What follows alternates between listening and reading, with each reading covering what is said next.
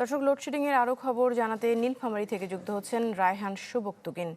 রায়হান, আপনার কাছ থেকে একটু জানতে চাচ্ছি যে এই যে এসএসসি পরীক্ষা চলছে, এর উপরে আবার এই লোডশেডিং এর একটি ধাক্কা যাচ্ছে, সব মিলিয়ে এখন অবস্থাটা জানতে চাই নীলফামারীতে কি তথ্য আপনার কাছে রয়েছে। আগামীর অগ্রগতির ভিত্তি আনোয়ার ইস্পাত, স্ট্রংগেস্ট স্টিল সিন্স 1978।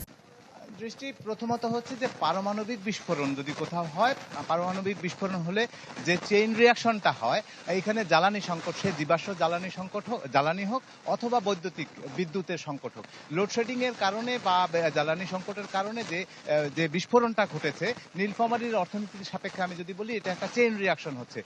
আমি যদি প্রথমত বলি একেবারে চেইন রিয়াকশনটা কিভাবে হচ্ছে, আমি এখানে দাঁড়িয়ে রয়েছি একটা ইনফর্মাল, অর্থাৎ এই যে দোকানটা রয়েছে এখানে এরা কিন্তু বিভিন্ন কৃষি সম্পৃক্ত যে মোটর আছে সেগুলোই ভালো করে। তো এরা বিদ্যুতের অভাবে কোনোভাবেই এই ঘন্টার পর ঘন্টা বসে থাকছে, কোনোভাবে এটা ঠিক করতে পারছে না। কারণটা হচ্ছে বিদ্যুৎ নেই, পরীক্ষা করে দেখবে যে সঠিক হয়েছে কিনা সেটাও করবার নেই। এটির পাশে একটি ধোপার দোকান রয়েছে, তারাও বসে রয়েছে।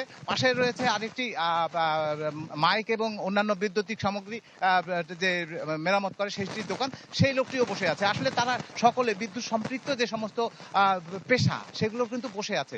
আমি যারা অটো চালায় তাদের সঙ্গে কথা বলেছি, তাদের কর্মদিবস নেমে এসেছে কিন্তু 30 থেকে 15 দিনে। কারণ একদিন পুরোটা যাচ্ছে, এই যে বিদ্যুৎ প্রায় চলে যাচ্ছে, ফলে কিন্তু তার অটোটা চার্জ দিতে প্রায় সারাদিন লেগে যাচ্ছে, ফলে সে 30 দিনের জায়গায় 15 দিন চালাতে পারছে। তার পাশাপাশি যদি বলি যে মানুষ আসলে সোলারের দিকে ঝুঁকছে, সোলারের দিকে ঝুঁকলেও ইতিমধ্যে ব্যাটারির দাম, এই যে মানুষের যে চাহিদা, জ্বালানির চাহিদা, সেটি থেকে সোলারের কারণে ব্যাটারির দাম কিন্তু সব প্রকারের ব্যাটারি প্রায় 5 থেকে 7,000 টাকা বৃদ্ধি পেয়েছে। তো সবকিছু মিলে লেখাপড়া বা বিদ্যুৎ সম্পৃক্ত সবকিছু, জনজীবন স্থবির হয়ে আসছে এবং কর্মীদের তৃণমূল পর্যায়ে মানুষের রুটিতে এবং রুজিতে টান পড়েছে। জি, রায়হান সুবক্তগিন, ধন্যবাদ আপনাকে আমাদের সাথে যুক্ত হওয়ার জন্য।